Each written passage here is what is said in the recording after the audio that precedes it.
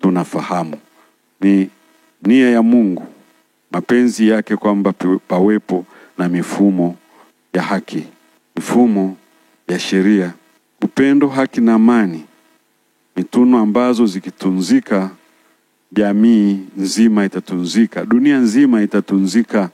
Na ndio wajibu wetu tulioitiwa katika kufundisha.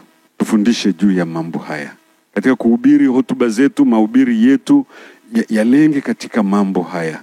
Tumeona katika nchi yetu ya Tanzania kuna nyakati ambazo kutoka kwa kuwa tumeondoka na ile mifumo iliyo imara inayotunza hizi tunu, tumeona nchi imeingia katika matatizo. Na viongozi wa dini ni wajibu wetu kusema hivyo.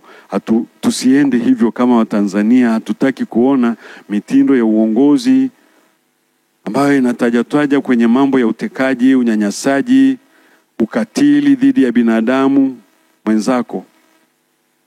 Tunataka kuona haki kwa wote, huku tukivumiliana katika tofauti zetu za kiitikadi na kukubaliana kwa pamoja katika yale yanayoleta tija kwa taifa letu kwa pamoja. Wapendwa, tusifunge macho.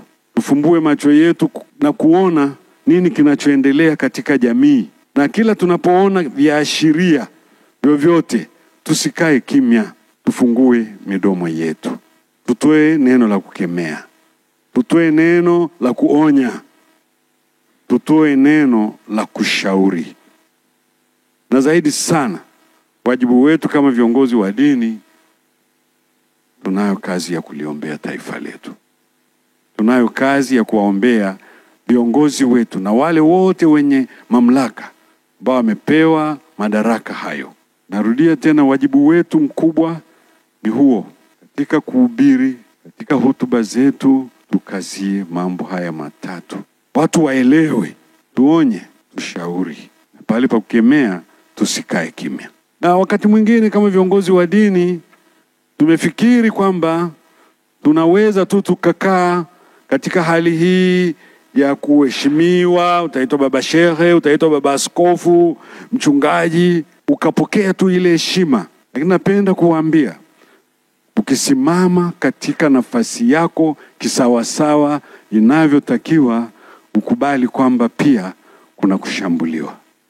Ukubali kwamba mambo haya utakuwa tu comfortable, utakuwa tu salama na utasifiwa tu na kuheshimiwa tu. Lakini tujifunze kwa Musa, baada ya kupokea ule wajibu mzito wa kuwapeleka wana wa Israeli katika ile nchi ya ahadi, kwanza walimshangilia. Kulikuwa na nyakati za kumshangilia Musa, kuna nyakati za kumlalamikia, kumuita majina wala yasiyofaa na kumlaumu. Hiyo ni sehemu ya yeyote tunasema ni mtumishi wa Mungu. Kuna kushambuliwa kwa maneno wakati mwingine ya uongo, kuna kusingiziwa au kupindishwa kwa maneno unayosema. Na yanapotokea mambo kama hayo, wewe kama kiongozi wa dini usishangae yanapotokea, bali ujue moja ya wajibu wako ni kujitambua na kusimama katika kweli na haki siku zote.